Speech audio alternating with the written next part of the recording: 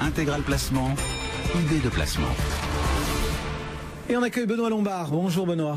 Bonjour Cédric. Associé gérant de Vitam, et on parle assurance vie avec des questions autour des garanties. C'est vrai qu'il y a eu beaucoup de bruit avec la loi Sapin 2, avec les contrats luxembourgeois. Comment est-ce qu'on regarde évoluer la garantie, la sécurité de nos assurances vie aujourd'hui? Les assureurs sont pris entre le marteau et l'enclume. Le marteau de la baisse continue des taux depuis 30 ans, et je rappelle que nous avons atteint, l'OAT français, 10 ans, a atteint moins de 0,20 en septembre, aujourd'hui on est à 0,80, et on se rend compte qu'il y a une lente montée des taux. Et or, les assureurs, par Solvency 2, c'est l'enclume juridique, donc sont obligés d'acheter 80% d'obligations.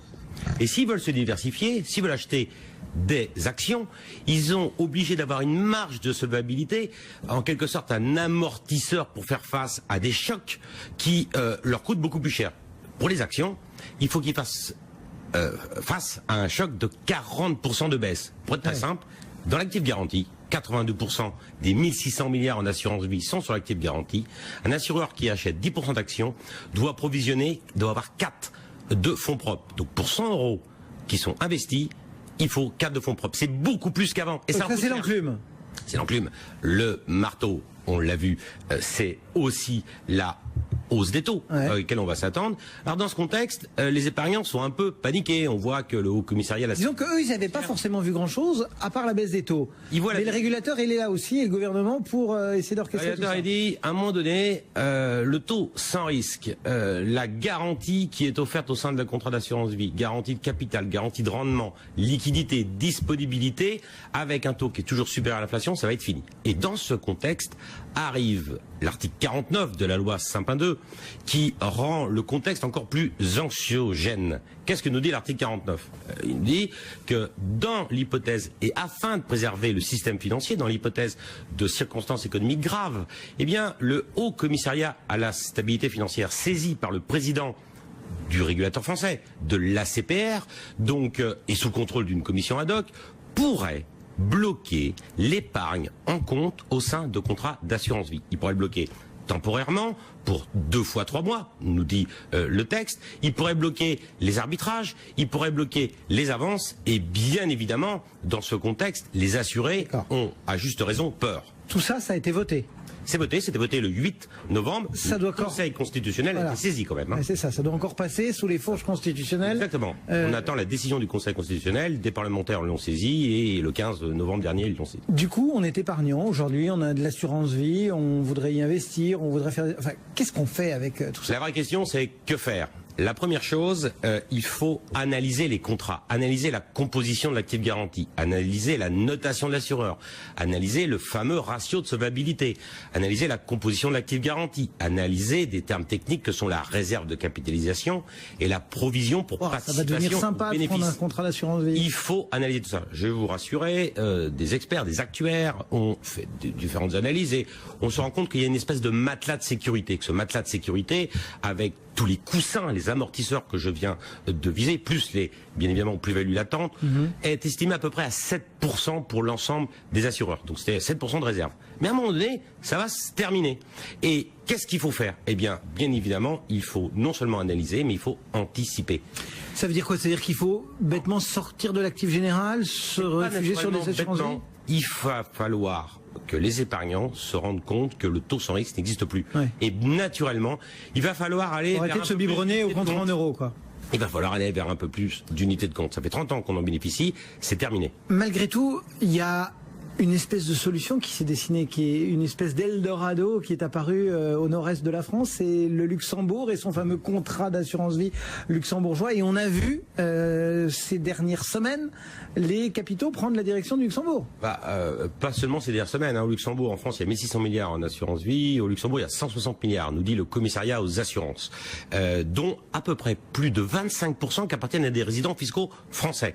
Il est parfaitement légal de souscrire un contrat au Luxembourg puisqu'il y a une directive de libre prestation de services, vous savez, la libre circulation des personnes, des biens, des capitaux. Oui, c'est l'Europe. Ça s'applique, c'est l'Europe.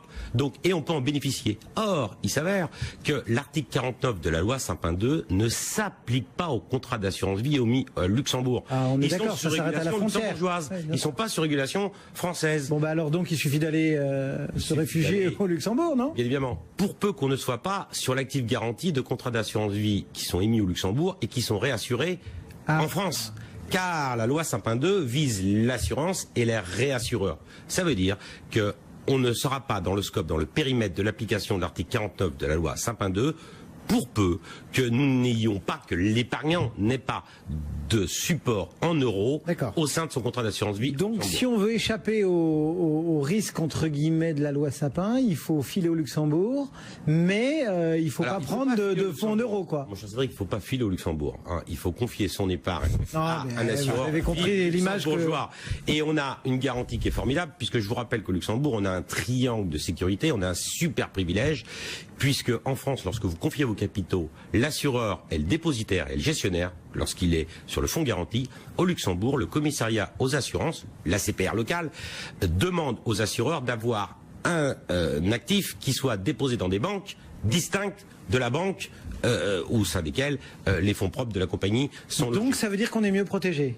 On est mieux protégé, on a un super privilège. Ici, en cas de défaillance du système, le commissariat aux assurances, qui vérifie trimestriellement et à tout moment, eh bien, ira piocher les titres qui sont dans la banque dépositaire, dans des actifs ségrégés distincts du patrimoine de l'assureur, pour les restituer à l'assuré. Et bien évidemment, dans le contexte anxiogène que je visais, ça plaît aux épargnants français.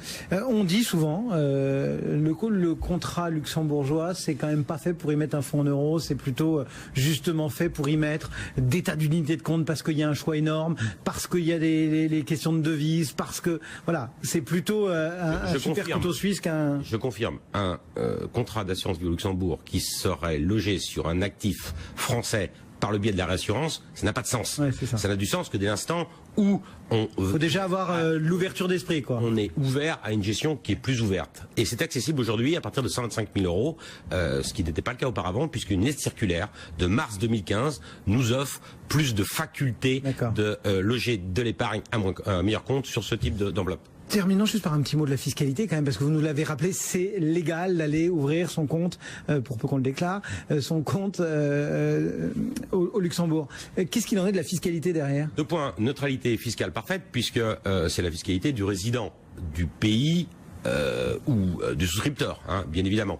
Mais un point spécifique pour les Français, il faut déclarer ces contrats dans sa déclaration d'impôt sur le revenu. C'est la case 8 TT. L'article 1649A du Code général des impôts nous l'impose. Il faut déclarer à peine d'amende. Mais il y a une parfaite neutralité fiscale. Je vous rappelle, c'est la pays du fiscalité du souscripteur et du bénéficiaire qui s'applique. Vous nous avez expliqué avec beaucoup de détails et beaucoup de force de conviction l'intérêt des contrats d'assurance vie au Luxembourg face à la loi Sapin 2, les risques qu'elle fait peser sur la liquidité des fonds euros. Juste la liquidité des fonds euros, est-ce que les unités de compte aussi risquent d'être concernées par cette loi Évidemment, la loi Sapin 2 vise les unités de compte. Mais ça n'a pas de sens en tant que tel, dans la mesure où je vous rappelle que l'assureur ne fait que de porter les unités de compte qui sont... Il y aura toujours un prix de marché, des SICAV et des fonds communs de placement pour le compte de l'assuré. Et là, je ne vois pas dans quelle mesure le Haut Commissariat à la stabilité financière irait être saisi par le président de la CPR pour bloquer des unités de compte qui ne sont pas gérées par l'assureur. Donc, à mon sens, ça vise plus spécifiquement l'actif général. Et je pense même que, dans l'esprit du régulateur, c'était un peu... on avait une enveloppe qui était beaucoup plus large de scope, de périmètre d'activité ou de périmètre du dispositif de l'article 49 pour essayer de cacher la réalité qui est en simple. L'actif garanti posera des problèmes dans les années à venir. Voilà l'éclairage de Benoît Lombard. Merci beaucoup Benoît, associé gérant de Vitam. Vous savez tout désormais sur le risque, la garantie de l'assurance vie et le contrat luxembourgeois. Vous étiez nombreuses et nombreux à nous avoir posé des questions ces derniers temps.